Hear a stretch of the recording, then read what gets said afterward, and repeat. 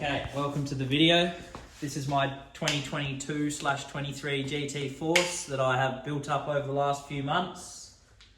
While I've had a busted collarbone, I've had a bit of a chance to tinker and pick all the parts that I wanted to, so it's pretty much only the frame that's original. And I had a chance to ride it, so I can give you a bit of a ride review. I bought this bike off the floor over there from Monkey Rock Mountain Bike Co. So I've only done 300 Ks on it, which is probably half climbing. So as far as how it descends awesome. It's a size medium, which is a little bit small for me, but I wanted to try that. So it's a 455 reach, but then I put a 50mm stem on there to lengthen that bad boy up. So it's nice and slack. Sends it in a straight line, it's real good. It corners really well as well because of the shorter wheelbase. The high pivot, we could talk about that. The high pivot doesn't make a massive difference. It's not like a complete game changer, but I definitely noticed that paired with that, the coil, buttery, buttery, people. Honestly, the back end of this bike is so planted, it's unreal. And it's an aluminium rear triangle with a carbon front triangle. So some of the things that I've noticed about this bike when riding it, this is a little ride review. I haven't ridden it much. I would have done probably the equivalent of about 300 Ks, probably half of that climbing.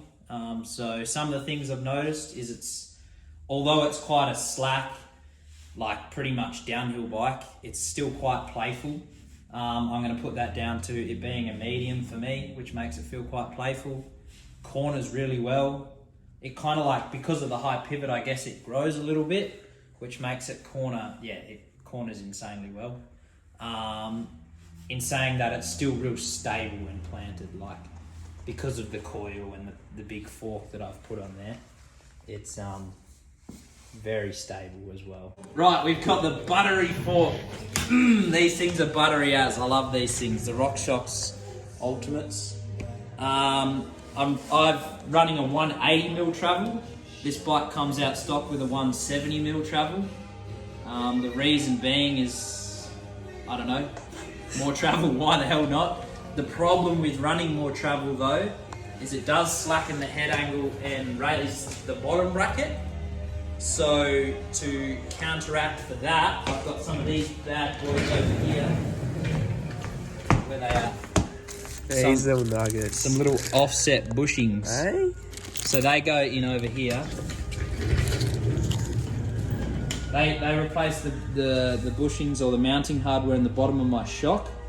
And what that's going to do, because if you have a close look in that packet there, see how it's offset. So what that will do is lower my bottom bracket back down again, but it will make it even slacker. So at the moment, I'm sitting at, it comes out as a 63.5 degree head angle with a 170 fork. And then I've put a 180 fork on it, which makes it 63. And then doing this will add another half a degree. So it's gonna be 62.5, which is slap, boy. But should be good for my upcoming trip to Medina, I reckon. It'll be a sled for that. While we're on suspension, I'm running the new RockShox Super Deluxe Ultimate coil. Ultimate. Baby, that's just the butter machine right there. That thing, you don't even feel the bumps, bro. No bumps. Should we talk? It's got the hydraulic bottom out on there. Look at that rig. It's just an advertisement for RockShox at this point. On all my other bikes I had Fox, which is still great, but honestly RockShox at the moment are winning the game of suspension. It's pretty good. Should we talk clicker settings? Oof. Now, this is some pretty secret business, people. Spicy. Eh? Secret settings. You want to know? Not so not telling ya. anymore. Not telling ya. Nah, just kidding. Stitched up. Stitched up. We are running low speed compression at the moment. From open, we are running 1, 1 click of compression on. Now this is all subject to change because I've only ridden it. What have I done? I've done about 300 Ks on the bike, which is probably the equivalent to like 20 hours, 30 hours of riding. And that's all been a bit like cruising riding because I had a busted shoulder at the time, obviously. The hydraulic bottom out, I'm running in the middle. So it's got 3 clicks, I'm pretty sure, and I'm just running it on the 2nd click. And then it has high-speed compression here as well, which I'm running in the middle again. Yeah, I haven't played with those too much yet. The most important thing I found on this shock was the rebound. What's this one? That one, that's the lockout, mate. What about the that rebound? ain't no rebound, son. There's So the at the rebound. moment, I usually, when I'm descending, I usually run that on the firm setting. Yeah, I like it real stiff in the rear. Right, now I'm gonna do a little game here. I'm not gonna tell you my rebound settings for the rear shock because that's just full secret business. I want you to go into the comments and guess how many clicks of rebound I'm running from all the way open. They say you're meant to count from closed, but that's just cooked if you ask me. I don't count from closed, I count from all the way open. So I'll put it all the way fast, and then how many clicks in. Have a guess. On fork settings, what do we got? We got high and low speed compression on top.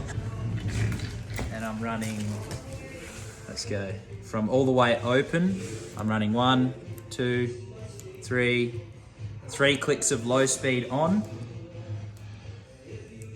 High speed, I'm running 2 clicks of high speed on. Now tell me if you know a secret settings for these fork and shock, because I'm just playing with it at this point.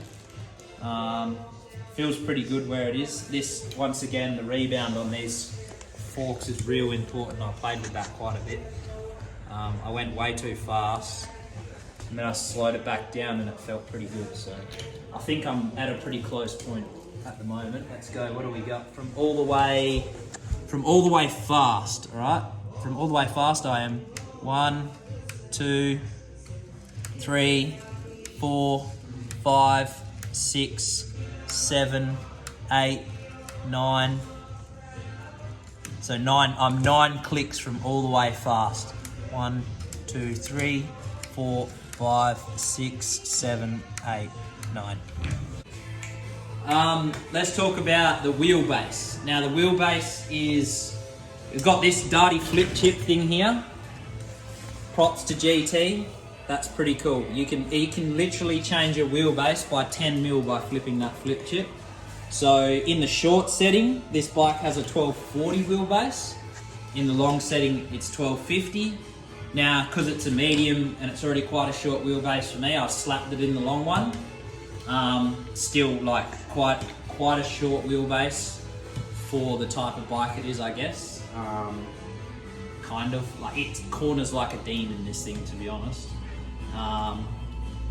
But the wheelbase will be a little bit longer than 1250 because of the 184. The 184 would have made the wheelbase marginally longer.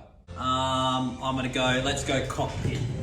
I'm running a 50 mil Kaiden stem and bar. Well, the bar's not 50 mil. My bars are cut to 750 wide. The reason for the long stem is obviously to try and make the reach a little bit longer. And obviously it gets more traction over the front wheel. And what else is connected to the cockpit? Obviously we've got brakes. I'm running the SRAM code RSCs. Like that's hands down my favourite brake to run on a bike. I like the contact point adjuster. This little jigger. Look at that rig. That thing is a game changer, people. Game changer. Talking about the cockpit, we've talked about the brakes. Yep, we've talked about the brakes. Yeah, we talked about them. Talked about the brakes. The grips I'm running are the ODI Elite Flows. They're my favourite grip at the moment. I might try the new ODIs that just came out. They're a bit fatter, a bit more cushiony. Might try those. Something else connected to the bars, I have my Fox Transfer dropper lever, just because that's the lever we had on the shelf and it works. I'm not really that fussy. That going into an E13 210mm dropper post. This thing, I took it off my old bike and put it onto this. Game changer. Actual game changer. I'd actually have a longer dropper post if I could, because look how much I've got it sticking out. Running a K-Edge cap for my Garmin. That's everything connected to the cockpit. Nope, what have we got? A GX 12-speed SRAM shifter, because I'm running a SRAM drivetrain. What do we got on the drivetrain? We have an XO1 derailleur. That bad boy is just reliability and invincibility right there. I wouldn't really run anything else. On a hell sick, darty oil slick chain. Yeah, oil slick, green. Look at that rig. The cranks I'm running are the SRAM carbon descendant cranks in a 165 length. Just trying that because, yeah, don't want to pedal strike stuff. It's pretty good. As far as, I haven't ridden this bike much, but I'll give you a little ride review afterwards, after the bike check. And after the collarbone. Yeah, after the collarbone, once I ride it. I have ridden it a bit. Yeah, so I can at least give you a bit of feedback. Obviously the pedals, Crank Brothers, mallets, best of the best. Look at these wheels, mate. The wheels I'm running is a 32 hole DT Swiss 350 ratchet hub laced onto a DT Swiss EX 511 rear wheel. I mean, there's not much to say about DT Swiss wheels. They're pretty bomb-proof. I mean, it is a back wheel and it is buckled. I'm just going to be honest. They just always get buckled, but that's my setup of choice for the rear wheel. On the front wheel, we have the same hub, 32 hole. Now, I would go to a 28 hole because I like the little bit more compliance on the front end, but this is just the hub that I had. And I've got an FR541 on the front at the moment, and I would usually have an FR541 on the back as well, but we just didn't have any at the time. Yeah, and I'm running tubeless front and rear, cush core in the back. I am running cush core. Tempted to try no cush core, but I'm too scared that I'm going to belt my rim to pieces. Tyres, I'm running Maxxis Assegai front and rear downhill casing at the moment. Now that is very likely to change, to be honest. They oodles of grit, but they're just a bit of a pig to pedal around, especially downhill casing front and rear. Probably going to put some Continentals on the new Crypto Towels, they're pretty good.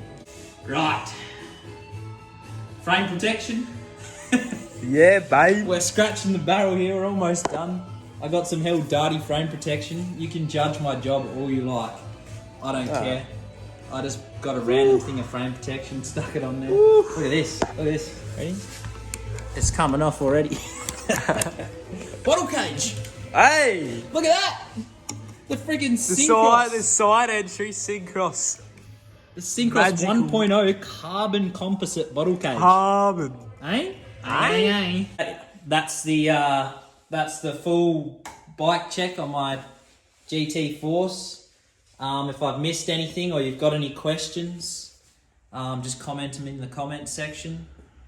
Yeah, rides like a demon. Can't wait. I'm going to Medina in like 4 weeks, hopefully. We'll sort that situation out. 4 to 5 weeks. And this is going to be a sick bike there. And that's pretty much what I've built it for at the moment. A big sled. Yeah. Rig. Buttery too. Buttery. Hey? Two buttery. Yeah, wait, hold on, let me hit it from the back. Shout out to Nathan from Monkey Rock. Helped me out a bunch on this build. Sourcing all the bits and bobs for it. Yeah, cheers mate.